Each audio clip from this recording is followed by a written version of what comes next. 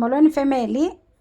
Omnye uyabuza umntase apha uthi mntase, but don't you think i-bipolar also affected umtshato wakho?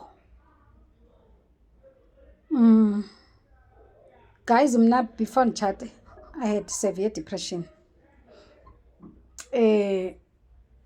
which was not making me to fight with anyone, which made me to be quiet most of the time.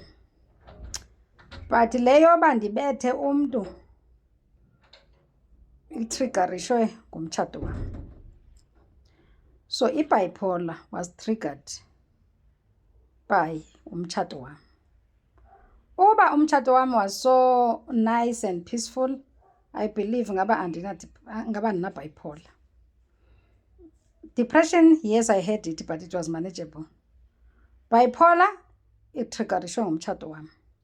Into enoba ngoba ndithi itriggerishwe ngumtshato wam, guys, mna kuqala kwam uba athi ugqirha umyeni wakho is triggering your bipolar, kuba ndandimbetha laa tata, guys, ndandimbetha.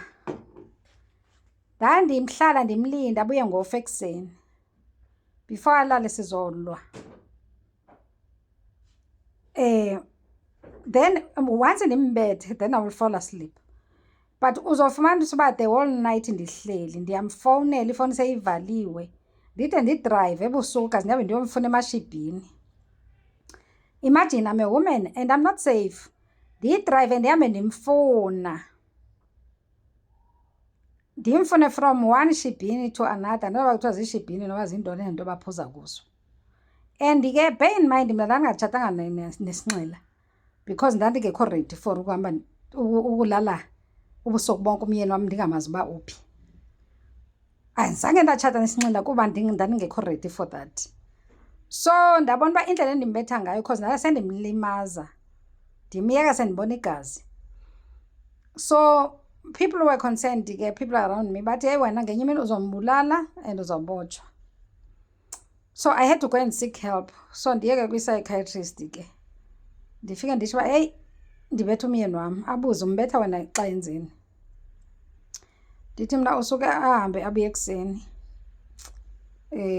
ndimbethe, ndifind out uba uyatshita efowunini ndimbethe, ndifound out uba webile imali apha endlini ndimbethe, ndifind out uba uphila intombazana imali ndimbethe, ngoba nesikolo esi sasimbethe ngelinye ixesha. Ndathatha i-email address yakhe ndayilinka apha efowunini nam. Xa yenza i-transaction iripoti apha efowunini nam, ndayenza i-app yakhe my report nge-email. So ndandivele ndibone swayiphile inehotel, caba ubhatalile ubhukhile. Ndimfowunele ndithi uphathini sendlini, ndimsendele iproof yobusehotel. Qha ke wacinga usmart because wagqibela izinto sezenza cash ke ngoku, awithdraw imali enzela bazawubhatala cash, izinto azenze cash. So ke guys, did bipolar contribute ekutheni umtshato wam ube toxic? No, because i-bipolar was triggered by umtshato wam that was toxic. Bipolar yatriggerishwa ngumtshato wam owawutoxic, guys. Okay, so omnye uzothi umntu kanti i-bipolar yenziwa yintoni? Guys, i-bipolar uhlele unayo in your genes, it's genetic, it's family history.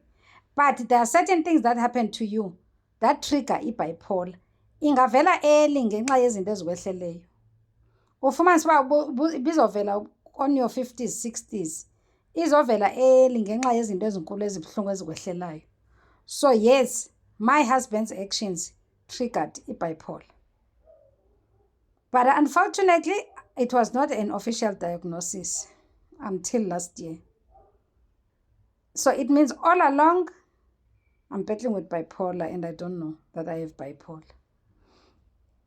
So guys, ke ile nto ndiyithetha ndisithi kwabanye oomama, umtshato wakho uzawuphuma utya amapilisi e-HIV, utya amapilisi e-high blood pressure, utya amapilisi e-depression, utya amapilisi e-bipolar, or uphume sowungasakwazi nokuthetha unestroke, or ungaphumi uphume ibhokisi. Mna nkosi yam uba wayengabhubhanga loo tata, mhlawumbi ndim owayezobhubha ngoba wayekuzama nokundibulala. Ukhona umntu guys oqhubeka uhlala naye endlini khona kuthiwa udesperate for umtshato, sezamile ukubulala 2 times, kodwa uqhubeke wena uhlale naye endlini. And then kube khona indoda ezoba ne-audacity izapha kwi-comment section izothi sikhona isidingo soba umhlambalazi. Wayendifuna ndifile, the world must know. Wayendifuna ndifile, endihlisile wabona ukundlisa kwakho nokundicontrola kwakho is not enough, mandife enzela uma imali yami ezoyidla kakuhle ndifile. Given a chance ndisazomhlambalaza. Khani suggest ezinye ii-platforms where I can hlambalaza him. Ungcono ke yena ke ndimhlambalaza nje uphantsi komhlaba. Mna wayendihlambalaza ndiphila, guys. Elala nomakhelwane, elala kwanamntu esibaziyo nesingabaziyo. Wonke nje ofuna ukulalwa umntu wayemlala. There is this other lady. That lady, we were very close, yes. That lady, she's a woman of God. She's a woman of God, that lady. So that lady, uthi ngokuseswelekile umyeni wami sidibane ke athi ena yo sisi ndandikhona emngcwabeni ntontoni into ezinjalo. Abe sesithi hey umyeni wakho kodwa waseshintshile yazi sisi. Ndithi mina ngantoni? Athi yazi umyeni wakho ndadibana I bumped into him up at town. Ndambalisela ke with excitement uba ndiyothenga imoto. La sisi ke sasincokola sonke, mna ndamazi through i-business asasiyenza ngelo xesha. But why we were very close naye nomyeni nami ndingajongelanga ntweni. So athi ke la sisi ndidibana nomyeni wakho ke ndi-excited uba ndiyothenga imoto.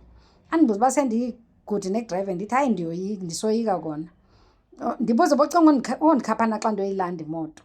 Athi ke ndingakukhapha only if sizodlula ePort Edward sibhukhe. Athi sibhukheni athi ubhatalele le nto ndikukhaphayo ngocantsi. Uthi yho ndanyanya sisi ndenyela. Ndaqonda uba awuva udecent for uba nendoda enjena. Uthi ndenyela.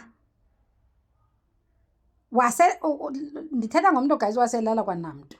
Futhi wayesethagetha abantu abandaziyo guys. Ungathi uSathane wazehlela yena apha ahlala khona wayeza wazodila nam guys. Phela mna ndandingahlali nomntu ophilayo phana ndandhlala noSathane qobo lwakhe.